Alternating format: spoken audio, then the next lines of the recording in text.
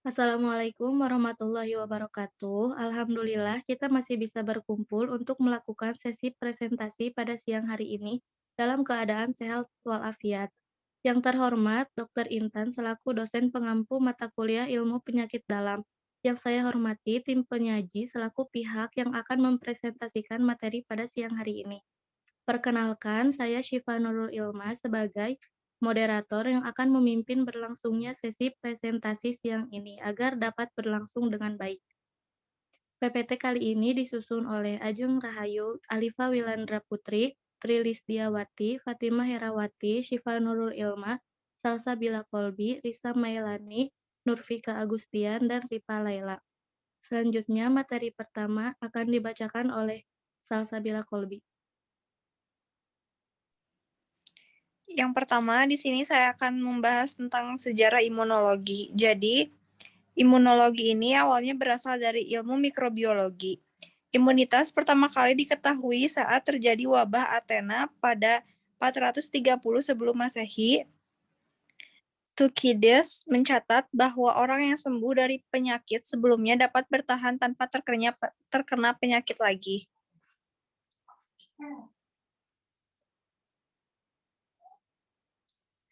Selanjutnya, pengertian imunologi yaitu berakar dari kata imunitas yang berarti kekebalan tubuh. Dalam perkembangan selanjutnya, imunologi merupakan ilmu mandiri yang salah satunya mempelajari tentang imunitas atau kekebalan. Akibatnya ada rangsangan molekul asing dari luar maupun dari tubuh hewan atau manusia, baik yang bersifat infeksius maupun kemudian juga termasuk non-infeksius.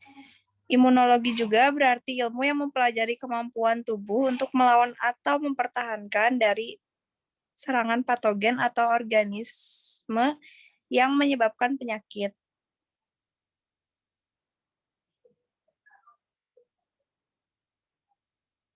Lalu selanjutnya ada fungsi sistem imun. Fungsinya ada 4, yaitu melawan patogen atau juga kuman yang bisa membawa penyakit, contohnya seperti bakteri, virus, parasit, juga jamur. Setelah melawan, sistem imun ini akan mengeluarkan patogen dari tubuh. Selanjutnya ada menganalisis dan juga menetralisir berbagai zat berbahaya di sekitar tubuh kita, melawan penyakit yang bisa mengubah tubuh kita, contohnya seperti sel kanker, dapat juga memperbaiki jaringan tubuh yang sudah rusak.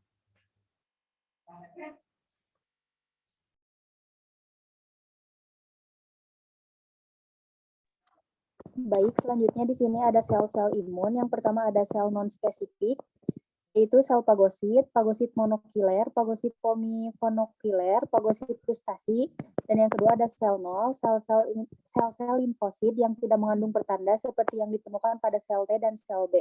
Berupa large granule limfosit dibagi menjadi dua, yaitu sel NK, natural killer, dan sel K, yaitu killer. Sel NK membunuh sel tumor dan sel yang mengandung virus dengan cara non-spesifik tanpa bantuan antibodi. Sel K merupakan efektor dari ADCC, yaitu antibody dependent cellular cytotoxicity, yang dapat membunuh sel secara non-spesifik hanya terjadi bila sel sasaran dilapisi antibodi. Yang ketiga ada sel mediator, yaitu basophil dan mastosit, mediator yang dapat meningkatkan permeabilitas kapiler dan respon inflamasi serta mengerutkan otot polos bronkus. Yang kedua ada trombosit, yaitu agregasi dinding vaskuler yang rusak, respon inflamasi dan sitotoksik. Yang keempat ada sel aksesori, yaitu eosinofil, basofil, sel mastosis, trombosit, dan sel APC. Next. Lalu ada sel spesifik. Yang pertama ada sel T. Sel asal sel T adalah dari sumsum tulang, memasuki timus, berproliferasi di regio subkapsuler. Sel asal itu adalah dari CD4 dan CD8. Terdiri dari berbagai subset. Yang pertama ada sel TH, yaitu T helper. Yang kedua ada sel TS, yaitu T suppressor. Yang ketiga ada sel TDH atau TD, yaitu delayed hypersensitivity. Yang keempat ada sel TC atau sitotoksik. Yang kelima ada sel limfosit naif atau virgin. Yang keenam ada sel T kosong. Yang terakhir ada sel regulator dan efektor. Lanjut, di sini ada fungsi sel T, yaitu pada umumnya membantu sel B dalam memproduksi antibodi, mengenal dan menghancurkan sel yang terinfeksi virus, mengaktifkan makrofag dan fagositosis, dan mengontrol ambang dan kualitas sistem imun. Lalu selanjutnya ada sel B. Perkembangan sel B dalam sumsum tulang adalah antigen independen, tetapi perkembangan selanjutnya memerlukan rangsangan dari antigen. Fungsi utama sel B adalah memproduksi antibodi. Atas pengaruh sel T, sel B berproliferasi dan berdifferentiasi menjadi sel plasma yang mampu membentuk LG yang spesifik.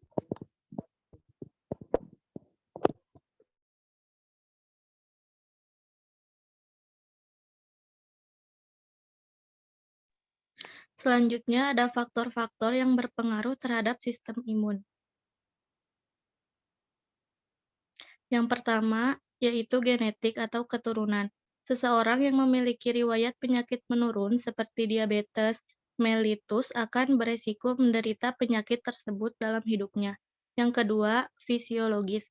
Fungsi organ yang terganggu akan mempengaruhi kerja organ yang lain, seperti berat badan yang berlebihan. Akan menyebabkan sirkulasi darah kurang lancar sehingga dapat meningkatkan kerentanan terhadap penyakit. Yang ketiga, tidur. Kadar sitokinin yang sistem kerjanya sangat dipengaruhi oleh pola tidur seseorang. Ketika kadar hormone ini berubah-ubah, dapat mempengaruhi imunitas seluler, sehingga kekebalan tubuh akan melemah.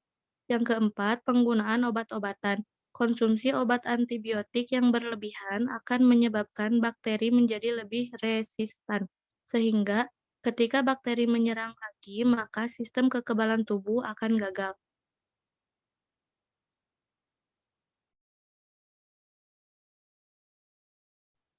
Baik, selanjutnya ada materi pengobatan atau pencegahan.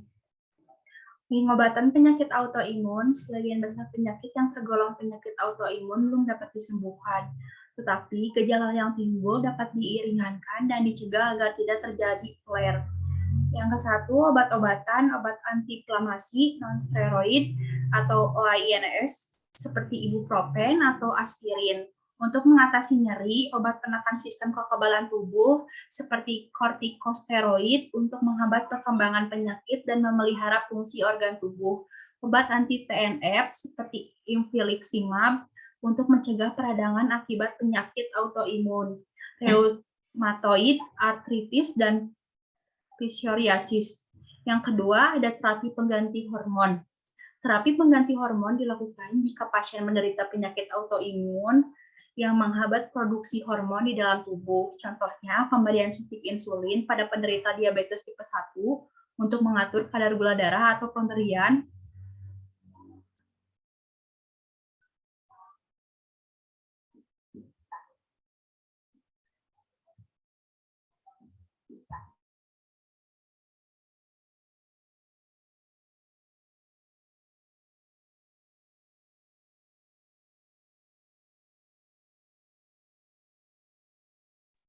Materi selanjutnya ada imunologi. Air susu ibu atau ASI adalah cairan hidup yang mengandung sel darah putih, imunoglobin, enzim, dan hormon serta protein spesifik dan zat gizi lainnya yang diperlukan untuk pertumbuhan dan perkembangan anak. Pemberian ASI eksklusif adalah pemberian hanya air susu ibu saja tanpa pemberian makanan atau minuman lain kepada bayi sejak lahir sampai berusia 6 bulan. Inisiasi menyusui dini atau IMD adalah segera menaruh bayi di dada ibunya, kontak kulit dengan kulit segera setelah lahir, setidaknya 30 menit sampai 1 jam atau lebih sampai bayi menyusu sendiri.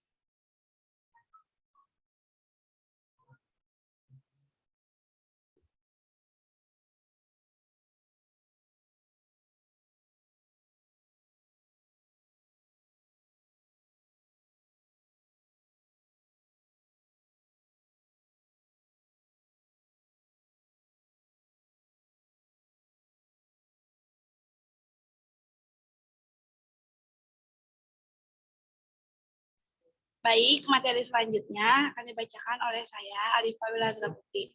Di dalam Global Strategy for Infant and Young Child Feeding, WHO atau UNICEF merekomendasikan 4 hal penting dalam pemberian makanan bayi dan anak, yaitu yang pertama memberi ASI kepada bayi segera dalam waktu 30 menit setelah bayi lahir.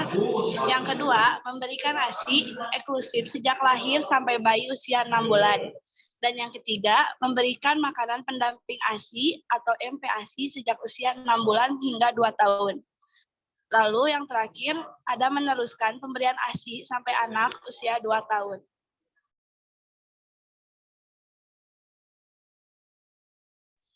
Keunggulan dan manfaat menyusui bagi anak dapat dilihat dari beberapa aspek. Yang pertama, aspek gizi, lalu ada kolostrum, selanjutnya ada komposisi ASI. ASI mudah dicerna karena mengandung zat gizi sesuai dengan yang dibutuhkan bayi. Mengandung enzim-enzim untuk mencerna zat gizi tersebut. Dan yang ketiga, ada komposisi taurin, DHA, dan AA pada ASI. Taurin adalah asam amino kedua terbanyak dalam ASI yang berfungsi dalam proses maturasi jaringan otak.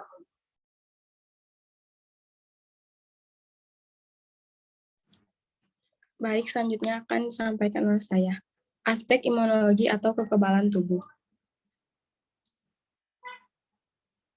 Aspek psikologis. Yang pertama yaitu menyusui dipengaruhi emosi ibu dan kasih sayang terhadap bayi akan meningkatkan produksi hormon oksitosin, akan meningkatkan produksi ASI. Yang kedua yaitu pertumbuhan dan perkembangan psikologis bayi tergantung dari interaksi ibu dan bayi. Aspek neurologis. Menghisap payudara akan membuat koordinasi saraf menelan, menghisap, dan bernapas menjadi lebih sempurna pada bayi baru lahir. Aspek kecerdasan. Interaksi ibu dan bayi dan kandungan gizi dalam ASI sangat dibutuhkan untuk perkembangan sistem saraf, otak, dan meningkatkan kecerdasan bayi.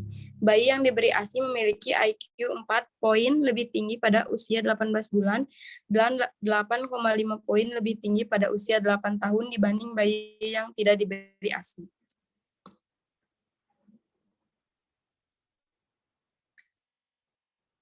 ASI mengandung zat anti-infeksi, bersih, dan bebas kontaminasi. Yang pertama yaitu sekretori imunoglobin A atau SIG-A. Dalam ASI kadarnya cukup tinggi, tidak diserap namun dapat melumpuhkan bakteri dan virus dalam sistem pencernaan bayi dan berperan dalam menjaga ketahanan mukosa. Selanjutnya, laktoperin, semacam protein zat kekebalan yang mengikat zat besi di saluran pencernaan. Yang selanjutnya, lisozim, enzim yang melindungi bayi terhadap bakteri dan virus. Sel darah putih pada ASI 2 minggu pertama sebanyak lebih dari 4.000 sel per mili, terdiri dari 3 macam yang masing-masing merupakan kekebalan untuk sistem pernapasan, BALT, sistem pencernaan, GALT, dan MALT. Faktor bifidus, sejenis karbohidrat yang mengandung nitrogen menunjang pertumbuhan bakteri Lactobacillus bifidus yang menjaga keasaman flora usus bayi dan berguna menghambat pertumbuhan bakteri yang merugikan. Baik, selanjutnya ada sistem imun pasif pada janin, perkembangan imunologi janin, dan status imun bayi baru lahir. Yang pertama yaitu perkembangan imunologi pada janin. Pada kehamilan di mana antibodi yang dihasilkan janin jauh sangat kurang untuk merespon invasi antigen ibu atau invasi bakteri. Dari minggu ke-20 kehamilan, respon imun janin terhadap antigen mulai meningkat. Respon janin dibantu oleh pemindahan molekul antibodi dari ibu atau asalkan ukurannya tidak terlalu besar ke janin sehingga memberikan pelindungan pasif yang menetap sampai beberapa minggu. Next. Selanjutnya ada sistem imun pasif pada janin. Dalam perkembangannya, janin dapat terlindung dari lingkungan yang berbahaya selama dalam kandungan.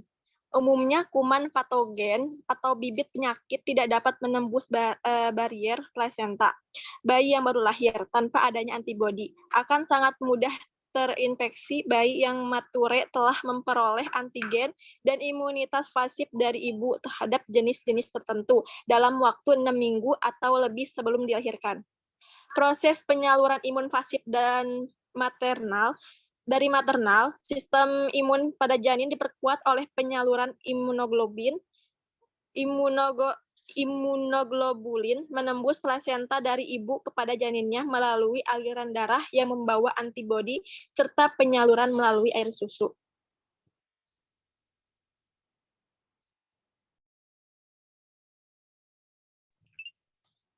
Baik, selanjutnya ada status imun BBL. Sistem imun pada bayi baru lahir. Kekebalan tubuh untuk bayi diturunkan langsung dari ibu. Lewat plasenta, antibodi ibu diberikan pada bayinya. Disinilah terjadi pelindungan paling utama pada bayi baru lahir. Investigasi yang dilakukan tim peneliti dari Ragon Institute Massachusetts General Hospital, MIT, dan Harvard ini menemukan fakta bahwa antibodi yang diwariskan lewat plasenta ini bersifat spesial. Plasenta ibu mengaktifkan sel natural killer yang menjadi sistem imun bawaan. Sel-sel ini berfungsi sangat efektif dalam melindungi bayi di hari-hari pertama mereka lahir ke dunia. Next.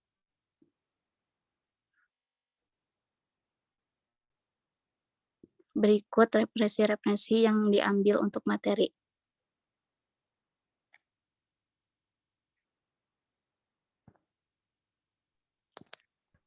Baik, sekian presentasi pada siang hari ini dari kelompok kami. Semoga bisa memberikan manfaat bagi kita semua.